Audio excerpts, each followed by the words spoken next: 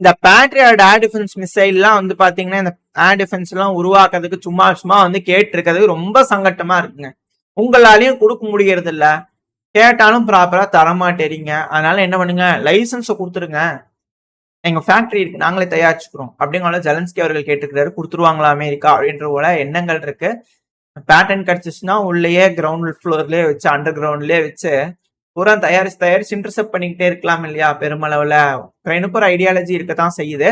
அதுக்கும் உதிரி பாகங்கள் இது போல விஷயங்கள்லாம் வேணும்ல உக்ரைன் அப்படிங்கிற ஒரு கேள்விகள் இருக்கு. அதெல்லாம் இம்போர்ட் பண்ணிக்கலாம், மிசைல்கள் தானே தேவை. அங்க ப்ரொடக்ஷன் அதிக அளவுல இருக்கேன்னா இப்போ அடுத்த தைவானுக்கு வேற லைன்ல நிக்குது, கீழே வேற பே ஆஃப் பெங்கால்ல வேற எம்சிஏ கூட்டிட்டு இருக்காங்க. இது போல பல விஷயங்கள் இருக்கறனால உக்ரைன் அம்போன்னு விட்டுறக்கூடாது இல்லையா? பைடன் அரசாங்கம் அவர் போறதுக்கு முன்னாடியே இது போல பல விஷயங்களுக்கு பேட்டன் கொடுத்துட்டு போயிருவாங்களா உக்ரைனுக்கு அப்படின்றது போல எதிர்பார்ப்புகள் இருக்கு. ஸோ என்ன நடக்குதுன்றத பார்ப்போம். அடுத்த வந்து பாத்தீங்கன்னா உக்ரைனுக்கு உதவிகள் அதிக அளவுல தேவை, அது எந்த ஒரு மாற்றமுமே இல்லை. ஏதோ ஒரு பேரை சொல்லி உக்ரைனுக்கு எய்ட கொடுக்கணும். இப்போ மைக்ரோ பினான்ஸ் அப்படின்ற ஒரு பேர் இருக்குது, அந்த பேர்ல எய்டுகளை கொடுக்க ஆரம்பிச்சுக்கிறாங்க யூரோப்பியன் யூனியன். இப்போ உக்ரைனுக்கு 4.1 பில்லியன் யூரோ அளவுக்கான எய்டை வந்து மைக்ரோ பினான்ஸ் அப்படிங்கிறதுக்காக கொடுக்குறாங்க. அது மக்களுக்காக அப்படிங்கிற சொல்றாங்க. மிலிட்டரிக்கும் பயன்படுத்திக்கலாம், எதுக்கு வேணாலும் பயன்படுத்திக்கலாம் இல்லையா? என்ன காரணம்லாம் இல்லை. அதான் 50 பில்லியன் யூரோ வந்து அலோகேட் பண்ணிருக்கிறாங்க. அதெல்லாம் இப்போ 4.1 பில்லியனை கொடுக்குறாங்க. கொஞ்சம் கொஞ்சமா கொடுப்பாங்க. அமெரிக்கா ஸ்டாப் பண்ணும்போது கொஞ்சம் கொஞ்சமா மாசம் 2 பில்லியன் கொடுக்கறதுக்காக இருக்கிறாங்கன்னா அப்புறம் எந்த அளவுக்கு யூரோப்பியன் யூனியன் கிட்ட இருக்கும் அப்படின்ற போல கேள்விகள் இருக்கு. இப்ப வேற ரஷ்யா ஸ்மார்ட் மூவா சிரியால இருந்து அவங்களோட படைகளை எடுக்கிறாங்க. இதுக்கப்புறம் மிடில் ஈஸ்ட்ல அமெரிக்கா அக்செப்ட் பண்றாங்க, ரஷ்யா நிலை மேல தாக்குதல் பண்றதுக்கு அக்செப்ட் பண்றாங்கன்னா இங்க மிடில் ஈஸ்ட்ல அமெரிக்கா நிலைகள் மேல தாக்குதல் நடக்கும் அப்படிங்கறதோட புரிஞ்சுக்க முடியுது. அதுக்கான காய் நகர்வுகள் நடக்குது அப்படிங்கறத தெரிஞ்சுக்கலாம். ஒன்ஸ் அது ஃபுல்லாவே இவாக்குவேட் ஆயிட்டாங்கன்னா சிக்கல் தான், என்ன நடக்க போகுதுன்னு தெரியல. ஸோ பொறுத்திருந்து பார்ப்போம். அந்த டைம்ல யூரோப்பியன் யூனியன் என்ன செய்ய போறாங்க, ரஷ்யாவுக்குள்ள தாக்குதல் பண்ணாம யூரோப்லயே அதாவது உக்ரைனுக்குள்ளேயே வச்சு எல்லாத்தையும் முடிச்சுக்கலாமா? அதுதான் இங்கதான் கட்டி விட்டுருக்கலங்க. அது என்ன காம்பவுண்டு தாண்டி போய் விளையாடுறது, காம்பவுண்டுக்குள்ள விளையாடிட்டாதான் கரெக்டா இருக்கும் அப்படிங்கிறது போல காம்பவுண்டுக்குள்ளேயே வச்சு விளையாடுவாங்களான்றதான் தெரியல. ஸோ பார்ப்போம். ஏன்னா அவங்க நாடுக்குள்ள தாக்குதல் நடக்கூடாது, நல்ல தெளிவா இருக்காங்களா? அப்புறம் அதே போலதான் ரஷ்யாக்குள்ளேயும் நடக்கக்கூடாது. மைதானம் இருக்கு, மைதானத்துக்குள்ள விளையாடிட்டாங்கன்னா பரவாயில்ல. அதுக்கான மூசா இருக்குமா இல்ல என்ன மாதிரியான ஐடியாலஜின்னு தெரியல. ஸோ பொறுத்து வந்து பார்ப்போம். பல ஐடியாலஜிஸ் பல அனலிஸ்ட் கிட்ட இருந்து இருக்கு, வந்துகிட்டு இருக்கு, பலதையும் நம்ம ஷேர் பண்றோம். என்ன நடக்க போகுது அப்படிங்கிறது பார்ப்போம். அடுத்தது அப்படியே செக் வந்தோம்னா, ஏன்னா செக் தான் அதிக அளவுல செக்கை வாங்கிட்டு செக் வாங்கியிருந்தாங்க. அதுக்கப்புறம் பார்த்தா ஆட்லரிகள் கொடுக்கறதுல மிக பெரும் காலதாமதம் ஏற்படுத்திட்டாங்க. செக்கை மட்டும் வச்சிருக்கிறாங்க. செக் தரப்புல ஆட்லரிகள் எந்த அளவுக்கு உதவி பண்ண போறாங்கன்றது பார்ப்போம். ஆனா மாரல் சப்போர்ட் அதிக அளவுல இருக்குங்க இப்போ வரைக்கும். அதான் இப்ப என்ன சொல்லியிருக்கிறாங்க அப்படின்னா, இந்த கிரீமியால வந்து பாத்தீங்கன்னா தத்தர்ஸ் அப்படின்னு சொல்லி இருந்தாங்க. இதுக்கு முன்னாடி கிரைமியா தத்தரிஸ்தான் அப்படிங்கிறது போல இருந்துச்சு. அதெல்லாம் எப்படி ராஜாக்கள் காலம். அந்த டைம்ல வந்து பாத்தீங்கன்னா அங்க இருக்கக்கூடிய மக்கள்லாம் வந்து அங்க இருந்து டிபோர்டேஷன் பண்ணிட்டு இருந்தாங்க. இது தப்பு, மனிதாபிமான சீரழிவு, இது ஜினோசைடு அப்படிங்கிறது போல சொல்லி யூஎன்ல கொண்டு வந்திருந்தாங்க. இப்ப அதுக்கு ஆமாங்க அது ஜினோசைடு தாங்க அப்படிங்கிறது போல செக்கு தரப்புன்னு சொல்லிக்கிறாங்க. இதுல என்னன்னா ஒரு ஹைலைட் என்னன்னா, ஒரு மக்களை ஒரு இடத்துல இருந்து இன்னொரு இடத்துக்கு டிபோர்டேஷன் பண்றதே ஜினோசைட்னாங்க. கோயில்களை எரிக்கிறாங்க, கொல்றாங்க அப்படிங்கும் போது அதெல்லாம் ஜினோசைட்ல வராதாங்க அப்படிங்கிறது போல நார்மலான கேள்விகள் இருக்கு. இது மேற்குக்கு வந்து கண்ணை மூடி வச்சுக்குவாங்க அப்படிங்கிறத மாற்று கருத்து இல்லை. ஸோ மூடி வச்சுக்கிட்டோம், என்னைக்காவது ஒரு நாள் திறந்து தானே ஆகணும் அப்படின்ற போல கேள்விகளும் எதிர்பார்ப்புகளும் இருக்கும். கடவுள் இருக்கு, என்னைக்குதான் கண்ணை திறக்கிறாங்க அப்படிங்கிறத போல பார்த்துடலாம். அடுத்து வந்து பாத்தீங்கன்னா, ஏன்னா பல விஷயங்கள் அது போல நடக்குது உலகத்துல. ஒரு சைடுக்குனா மட்டும் காதுல உழுகும், இன்னொரு சைடுனா காதுல உழுகாதுன்னா அது எப்படி அப்படிங்கிறது போல இருக்கு இல்லையா? அந்த ஒரு காரணம் தான். அடுத்தது நம்மளோட உக்ரைனோட அதிபரான ஜெலன்ஸ்கி அவர்கள்கிட்டயே வந்தாலும், ஏன்னா நம்ம தலைவன் ஏதாவது சொன்னாது முக்கியமா இருக்கும் இல்லையா? அவர் தரப்புல இருந்து கோபங்கள், ஆத்திரங்கள், வறுமை எல்லாமே தெரியுது அவரோட ஸ்பீச். இந்த என்ன சொல்லிக்கிறாருன்னா, இந்த உலகத்துல எந்த தலைவருக்குமே தகுதி இல்லை அமைதி பேச்சுவார்த்தையில எங்களை கட்டுப்படுத்த சொல்லி ப்ரெஷர் கொடுக்கறது, எங்க சார்பா அமைதி பேச்சுவார்த்தையில பேசுறதுக்கு எங்களை ஸ்ட்ரென்தன் பண்ணுங்க முதல்ல உக்ரைனை, அதுக்கப்புறம் தாங்க பேச்சுவார்த்தை அப்படிங்கிறத தெளிவா சொல்லிக்கிறாரு. பலே பேஸ் இப்ப ஸ்ட்ரென்தன் பண்ணும் வகையில வந்து பாத்தீங்கன்னா பல நாடுகளும் அவங்களோட டெக்னாலஜிஸை உக்ரைனுக்கு கொடுத்துட்டு தான் இருக்கிறாங்க. அதுல இந்த ரோபோடாக்ஸ் இந்த பெருமளவுல வந்து பாத்தீங்கன்னா, ஏன்னா இப்போ சைட்ல ஒரு வீடியோ பதிவோட இருக்கும். இது வந்து பாத்தீங்கன்னா குராகோட ஹைட்ஸ், அது வந்து ரஷ்யா அவங்க கட்பாட்டுக்குள்ள எடுத்துட்டாங்க. Drone supported close combat. இது பார்த்தாலே தெரியுது. ட்ரோன் வந்து பாத்தீங்கன்னா இன்ஸ்ட்ரக்ஷன் இருக்கக்கூடிய நபர்களுக்கு கொடுக்குறாங்க, என்ன மாதிரி செய்யணும் அப்படிங்கலாம் சொல்லி. உள்ள இருக்கக்கூடிய உக்ரைனோட இந்த ஸ்ட்ராங் ஹவுஸ் எல்லாத்தையும் டெஸ்ட்ராய் பண்ணிட்டு, அது ஆன்டி டேங்க் மைன் இருக்கு இல்லையா, ஸோ அதெல்லாம் இப்போ மைனை யூஸ் பண்ணி தான் எல்லாத்தையும் டெஸ்ட்ராய் பண்றாங்க, அந்த உக்ரைனோட ஸ்ட்ராங் ஹவுஸ் எல்லாத்தையும். ஸோ டெஸ்ட்ராய் பண்ணிட்டு இப்போ அந்த ஹைரேஸ் பில்டிங்ஸ், குராஹோட ஹைரேஸ் பில்டிங்ஸ் எல்லாமே ரஷ்யாவோட கட்டுப்பாட்டுல வந்துருச்சு. இது மிக பெரும் பிரேக் த்ரூ. ஏன்னா அந்த பகுதியில நீங்க பாத்தீங்கன்னா தெரியும், குராஹோட பவர் பிளான்ட் மட்டும் தான் இன்னும் ரஷ்யாவோட கட்டுப்பாட்டுல வந்துருச்சு. 90% ரஷ்யாவோட கட்டுப்பாட்டுல வந்துச்சுன்னு வச்சுக்கலாம் குராஹோ. இந்த மிகப்பெரிய பிரேக் த்ரூ. ஏன்னா அதுக்கு சைமல்டேனியஸா கீழே தான் நம்ம நேத்திக்கு பதிவுல பார்த்திருப்போம், உஸ்பனிஃப்கா வந்து பாத்தீங்கன்னா ரஷ்யா முழுமையா அவங்க கட்டுப்பாட்டுல எடுத்துட்டாங்கன்ட்டு. ஸோ இதெல்லாம் வச்சு பார்க்கும்போது ரஷ்யா பெருமளவுல முன்னேறிட்டு இருக்காங்க இல்லையா. இந்த க்ளோஸ் காம்பேட்ல வந்து பாத்தீங்கன்னா பெருமளவுல அஃபென்சிவ் ஆபரேஷனுக்கு உதவணும்னா சைட்ல ஒரு வீடியோ பதிவு இமேஜ் லோடா இருக்கும். இந்த வீடியோ பதிவு வேணாம், இமேஜ் லோடா இருக்கும். இந்த இமேஜ்ல இந்த இருக்கிறது வந்து பாத்தீங்கன்னா ரோபாட். இது வந்து செகண்ட் வெர்ஷன், அப்கிரேடட் வெர்ஷன், பேட் பாட் 2 அப்படிங்கிறது போல.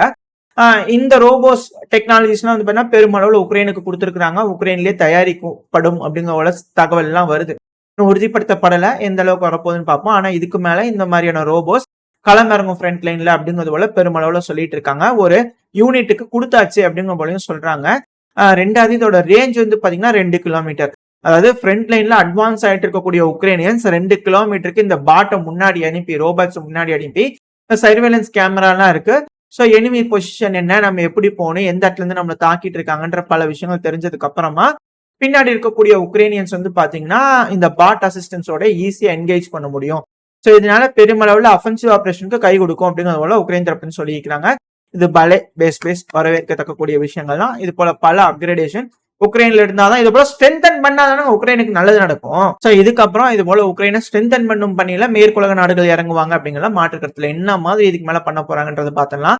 இதே போல சமீபத்துல ரஷ்ய தரப்பு வந்து 100 டாக்ஸ் வச்சு எல்லாம் பண்ணி பார்த்தாங்க, எல்லாம் பார்த்தாங்க. அதுக்கான வீடியோ பதிவு எல்லாம் பார்த்தாச்சு. பட் ஆனா அடுத்த அப்கிரேடேஷன் இந்த ரோபோ டாக்லயும் போயிட்டு இருக்கு அப்படிங்கிற மாற்று கருத்துல யூஸ் பண்ணி பார்த்து சில பல நிறைய குறைகள்லாம் வந்து இருதரப்புலயும் அப்கிரேட் பண்ணிட்டு இருக்காங்க அப்படிங்கிறது புரிஞ்சுக்க முடியுது. ஃப்ரண்ட் லைன் இதுக்கு மேல அதிநவீனமான தாக்குதல் இருக்கும் அப்படிங்கறத மாற்றுக்கல, அதிநவீனமான போர்க்களமா இருக்க போகுது அப்படிங்கறத மாற்றுக்கிறது இல்ல. அடுத்தது வழக்கம் போல உக்ரைனுக்குள்ள வந்து பாத்தீங்கன்னா மிக பெரும் ட்ரோன் தாக்குதல் ரஷ்ய தரப்பு வந்து நடந்திருக்கு. மொத்தம் 81 ட்ரோன்களை ரஷ்ய தரப்பு வந்து ஏவி விட்டுருக்காங்க. அதுல வந்து பாத்தீங்கன்னா 51 ட்ரோன்களை பெருமளவுல இன்டர்செப்ட் பண்ணிட்டாங்க. நம்ம இதுல சொல்லியிருப்போம், இந்த ஷாகி ட்ரோன்கள் வந்து பாத்தீங்கன்னா பெருமளவுல டீகாய்ஸ் ரஷ்ய தரப்பு வந்து அனுப்புவாங்க. சில இதுல தான் வந்து பாத்தீங்கன்னா பேலோட்ஸ் இருக்கும் அப்படிங்கிறது போல. இப்ப சைட்ல ஒரு இமேஜோட இருக்கு. இது உக்ரைன் தரப்பு வந்து கொடுக்கக்கூடிய விஷயங்கள் தான். பேலோடு இல்லாத ஷாகி ட்ரோன்களை டவுன் பண்ணிக்கிறாங்க. ஸோ அதுக்கான வீடியோ பதிவு சைலோட இருக்கு, இமேஜோட இருக்கும். இந்த டீகாயை எடுத்துட்டு போயிட்டு இருக்காங்க. இது போல டீகாய்ஸ் எல்லாம் எடுத்துட்டு போய் பார்க்கும்போது தான் உள்ள இருக்கக்கூடிய அந்த உதிரி பாகங்கள் இதுல பெருமளவுல மேற்கோளது அப்படிங்கிறது போல குற்றச்சாட்டுகள் உக்ரைன் தரப்பு வந்து கொடுக்குறாங்க. அப்படியே ஃபுல் பீஸா தான் எடுத்துட்டு போறாங்க. அதுல சில பலது கழட்டி விட்டுருக்காங்கன்னா இன்கேஸ் எதுவும் ஆயிடக்கூடாதுன்றதுக்காக சேஃப்டி ப்ரிகாஷனுக்காக அவங்க கழட்டி விட்டுருக்காங்க. இது போல வந்து பெருமளவுல டவுன் பண்றாங்க தான் உக்ரைன். இந்த போல டீகாய்ஸ பேலோடு இருக்கிறது அடைஞ்சிருது அப்படிங்கிறது புரிஞ்சுக்க முடியுது. ஏன்னா பெருமளவுல எலக்ட்ரிசிட்டி ஷார்டேஜஸ் எல்லாம் இருக்கு, தாக்குதல் பண்ணக்கூடிய விஷயங்கள்லாம் புரிஞ்சுக்க முடியுது. உக்ரைன் தரப்பு தான் சொல்லிட்டு இருக்காங்க. ஸோ இது போல டீகாய்ஸ் இருந்து அதை பார்க்கும்போது ஈரானோட தான் இருந்தா என்ன, ரஷ்யாவோட தான் இருந்தா, உள்ள இருக்கக்கூடிய உதிரி பாகங்கள் மேற்கு தானே, அதுக்கு ஏதாவது சாங்ஷனை போடுங்கப்பா அப்படிங்கிறது போல பல அனலிஸ்ட் தரப்பு வந்து கதறல்கள் இருக்கு, உக்ரைன் தரப்புல இருந்து இருக்கு. ஏன்னா இதனால ரஷ்யா ஸ்ட்ரென்தன் ஆகுறாங்க, உக்ரைன் தானே ஸ்ட்ரென்தன் ஆகணும். அப்போ உதிரி பாகங்கள் கொடுக்கலனாலே உக்ரைன் ஸ்ட்ரென்தன் ஆயிருவாங்க இல்லையா அப்படின்ற கேள்விகள் வருது. அடுத்தது அப்படியே போலாண்டு கிட்ட வந்துட்டோம் அப்படின்னா, போலாண்ட்ல ஒரு ரிசர்ச் சென்டர் ஃபெசிலிட்டி, இது நியூக்ளியர் ரிசர்ச் சென்டர்ங்கிறாங்க, மிக முக்கியமான ரிசர்ச் சென்டர் அப்படிங்கிற சொல்றாங்க. அதுல திடீர்னு தீ விபத்து ஏற்பட்டிருக்கு, ஏதோ ஒரு சபட்டாஜ் வேலை இங்க நடந்திருக்கு, இனி யாரு என்ன அப்படிங்கிற விஷயத்த கண்டுபிடிக்கல. இந்த பதிவு நான் ரெக்கார்ட் பண்ணிட்டு இருக்கும்போது மேபி இதுக்கப்புறம் ரஷ்யர்கள் தான் அப்படிங்கிறது சொன்னாலும் ஆச்சரியப்படுறதுக்குள்ள நம்ம அட்வான்ஸ் சர்வீஸ் சொல்லிடலாம். இப்போ நியூக்ளியர் யார், இப்போ ரஷ்யால வந்து பாத்தீங்கன்னா நியூக்ளியர் போர்ஸோட சீஃப் வந்து இறந்திருக்கிறார் இல்லையா. ஸோ அதுக்கு பழிவாங்கும் விதமா போலாண்டோட ரிசர்ச் ஃபெசிலிட்டி அடிச்சிட்டாங்களா அப்படின்ற கண்ணோட்டத்துல பலரும் பார்த்துட்டு இருக்காங்க, சொல்லிட்டு இருக்காங்க. இது மிக பெரும் பேசு பொருளா இருக்கும். இழப்புகள் எந்த அளவுக்கு அப்படிங்கிறவங்களாம் சொல்லல, ரெடி பண்ணிட்டோம் அப்படிங்கிறவங்கள சொல்றாங்க, நியூட்ரலைஸ் பண்ணிட்டோம், எந்த ஒரு உயிர் சேதமும் இல்லை அப்படிங்கிறவங்கள சொல்றாங்க. பொறுத்து வந்து பார்ப்போம் என்ன மாதிரியான முடிவுகள் எடுக்க போறாங்கன்னு. அடுத்தது நம்ம அப்படியே இந்த புர்கினா ஃபேசோக்கு வந்துட்டோம்னு வச்சுக்கோங்களேன். சமீப காலமா அங்கே ஏகப்பட்ட விஷயங்கள் வருது. ஆனா இப்போ சைனா பெருமளவில் அங்க ட்ரைனிங் கொடுத்து அவங்களோட ஆர்மட் பர்சனல் வெஹிக்கல்ஸ் எல்லாம் உள்ள வருதுன்னு பார்த்தோம் இல்லையா. இப்ப ரீபெயிண்ட் பண்றாங்க, இதுதான் முக்கியம். நம்ம பல விஷயங்கள் சொல்லியிருக்கோம், ஆப்ராம்ஸ் டேங்க பெயிண்டே அடிக்கிறது இல்லை அப்படிங்கிறது போல. ஆனா இங்க வந்து பாத்தீங்கன்னா சஹேல் ரீஜன்ல இருக்கக்கூடிய ஆர்ம்டு போர்ஸ்ல எப்படி பெயிண்ட் பண்ணுவாங்களோ அவங்களுக்கு வேணுங்கிற மாதிரி ரீபெயிண்ட் பண்ணி ஆர்மட் பர்சனல் வெஹிக்கல்ஸ்லாம் வந்து பாத்தீங்கன்னா பெருமளவுல சைனாவோடது யூஸ் பண்ண ஆரம்பிச்சிட்டாங்க.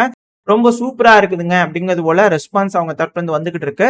ஸோ இந்த பகுதியிலையும் ரஷ்யா கொஞ்சம் ஒரு ஸ்டெப் பேக் எடுத்துட்டு சீனா ஒரு ஸ்டெப் முன்னாடி வந்திருக்காங்களா, ஃபுல்லா நேட்டோட என்கேஜ் பண்ணி பார்த்தரலாம் அப்படின்னு ரஷ்யா முடிவெடுத்துட்டாங்களா அப்படின்ற அச்சங்கள் வர ஆரம்பிச்சிருக்கு. இதெல்லாம் வச்சு பார்க்கும்போது ஸோ இப்போ இங்க பெருமளவுல உதவியா இருக்கிறது சீனா, சீனாவோட படைகள், சீனாவோட ஆயுதங்கள் அப்படிங்கிறத இதுல இருந்து நம்மளால புரிஞ்சுக்க முடியுது. இந்த புர்கினா ஃபேசோ, மாலி, நிஜர் இந்த பகுதியில அப்படிங்கிறது போல.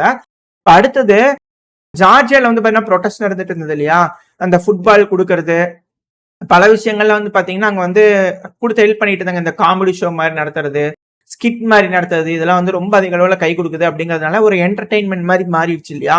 ஸோ அதனால இப்ப என்ன பண்ணிட்டாங்கன்னா கிறிஸ்துமஸ் மறந்தான்னு வச்சிருந்தாங்க, இப்ப ஜொலிக்குதுங்க அப்படியே. வர்றவங்களுக்கு ஜாலியா என்ஜாய் பண்ணிட்டு போல. அந்த ப்ரொடெஸ்ட் பண்றவங்களோட மனநிலைமையே மாறிடுது. அதெல்லாம் பார்க்கும்போது ஒரு ஹாப்பியான வைப் வருது அப்படிங்கிறது போல அங்க இருக்கிறவங்களுக்கு எல்லாம் இருக்கு. பணம் கொடுத்து ஜாலியா என்ஜாய் பண்றாங்க அப்படிங்கும்போது எவனோ ஒருத்தன் பணம் தரான், வாங்கிட்டு வந்து நீங்க நிக்கிறீங்க, என்ஜாய் பண்ணிட்டு போங்க, ஒரு பிரச்சனையும் இல்லை அப்படிங்கிறது போல ஜார்ஜியா தரப்புல பெருமளவுல வந்து பாத்தீங்கன்னா அதை ஹேண்டில் பண்றாங்க ப்ரொடெஸ்ட் அப்படிங்கிறதுல ஹேட்ஸ் ஆஃப். ஏன்னா தடியடி நடத்துறது, கண்ணீர் போய் கொண்டு வீசுறதெல்லாம் வேஸ்ட். இது போல பண்ணுங்கப்பா. ப்ரொடெஸ்டர்ஸ் வராங்கன்னா ஜாலியா காசு வாங்கிட்டு வராங்க அப்படின்னா ஜாலியா என்ஜாய் பண்ணி ஃபன் பண்ணிட்டு அப்படியே பார்ட்டி பண்ணிட்டு போனாங்கன்னா கொடுக்கறவங்களுக்கு கொஞ்சம் வயிறு வாயில எரியுமா இல்லையா, ஃபண்டு பண்றவங்களுக்கு இது போல கத்துக்குங்க அப்படிங்கிறது போல உலக நாடுகளுக்கு ஒரு எடுத்துக்காட்டா ஜார்ஜியா இருக்காங்க அப்படிங்கிற மாற்று கருத்து இல்ல. அடுத்தது அப்படியே இந்த அமெரிக்கா கிட்ட வந்துடலாம். இந்த அமெரிக்கால சீசனுக்கு சீசன். அது எனக்குலாம் டிசம்பர் வந்துருச்சுனாலே தும்பல் வந்துருது, சளி வந்துருது, த்ராட் இன்ஃபெக்ஷன், த்ராட் பெயின், காய்ச்சல் வந்துருது, ஏகப்பட்ட விஷயம். அது போல அமெரிக்கால சீசனுக்கு சீசனு இந்த காலிஸ்தான் வியாதி வந்துடும் போல தெரியுது. ஏன்னா இப்ப திரும்பவும் பண்ணுவா பொண்ணுவா இப்ப வந்துட்டாரு அவர். வந்து என்ன மாதிரியா தான் வந்துட்டான். என்ன பண்ணிக்கிறான் அப்படின்னா இந்தியன் டிப்ளமேட்டுக்கும் சரி, ரஷ்யன் டிப்ளமேட்டுக்கும் சரி பவுண்டியை பிக்ஸ் பண்ணிக்கிறாங்க. 25,000 USD டாலர். பாத்தீங்களா, இப்பேற்பட்ட ஆளு மேற்குல இருந்துட்டு, அதாவது ஒரு ஃபாரின் மினிஸ்டர்ஸ்க்குலாம் வந்து பாத்தீங்கன்னா ஒரு என்வாய்க்கு வந்து இது போல பவுண்டியை பிக்ஸ் பண்றாங்கன்னா அவனா எப்பேற்பட்ட தீவிரவாதியா இருப்பாங்க. இது போல விஷயங்கள் எக்ஸ்ட்ரீமிஸ்ட் பயங்கரவாதம்லாம் செய்யக்கூடிய நபர்களை இரும்பு கரம் கொண்டு அடக்க வேண்டாமா அந்த நாடுகள். எல்லாத்தையும் வளர விட்டுக்கிட்டு இருக்காங்க அப்படின்னா இது போல விஷயங்கள் செய்யும் போது எந்த அளவுக்கு அதிருப்திகள் ரஷ்யாக்கு இந்தியாவுக்கு ஏற்படும். வேணும்னே இது போல கோபங்கள் ஆத்திரங்களை உருவாக்குறதுக்காக இது போல வேலைகள்லாம் நடக்குதா, இது போல அவங்களே ஸ்கிரிப்ட் கொடுத்து பேசுன்னு சொல்ல வைக்கிறாங்களா என்னன்னு தெரியல. ஏன்னா இது போல அவங்களோட ஆதரவு இல்லை அப்படின்னு வச்சுக்கோங்களேன்.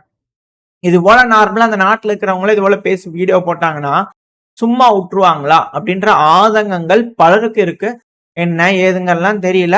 இது அங்கிட்டாச்சு அவங்களாச்சு, அவங்க ஏதோ ஒண்ணு சொல்லிக்கிறாங்க, அதை நம்ம செய்தியா பார்த்துருக்கோம். கொஞ்சம் பார்த்து சூதானமா இருந்துக்க வேண்டியது நம்மளோட ஒரு இப்ப எப்படி சொல்லலாம், ஒரு அக்னி பரீட்சை அப்படின்னு வச்சுக்கலாமா. இந்தியாவுக்கு இது ஒரு அக்னி பரீட்சை. அது எப்படி நம்ம மீண்டு வர போறோம் அப்படிங்கறத பொறுத்துன்னு தான் பார்க்கணும். கொஞ்சம் சூழ்நிலை இக்கட்டா தான் இருக்கு. எப்படி நம்ம அரசாங்கம் இதை ஹேண்டில் பண்ண போறாங்க பேலன்ஸ்டா அப்படிங்கறத பார்த்துலாம். இதோட இந்த பதிவை நான் முடிச்சுக்கலாம். இந்த பதிவு எப்படின்னு உங்களுக்கு பிடிச்சிருக்கா, பிடிச்சினா லைக் பண்ணிட்டு உங்க ஃப்ரெண்ட்ஸ் அண்ட் ஃபேமிலியோட ஷேர் பண்ணிக்கோங்க. அது கூடவே மறக்காம இந்த பதிவு பத்தி உங்களோட கருத்துக்களை கமெண்ட் செக்ஷன் சொல்லுங்க. இந்த பதிவு நல்லா இருக்குன்ற நம்பிக்கையில் அடுத்த பேர் உங்களை சந்திக்கிறேன். அது வரைக்கும் ஸ்டே சேஃப். பை.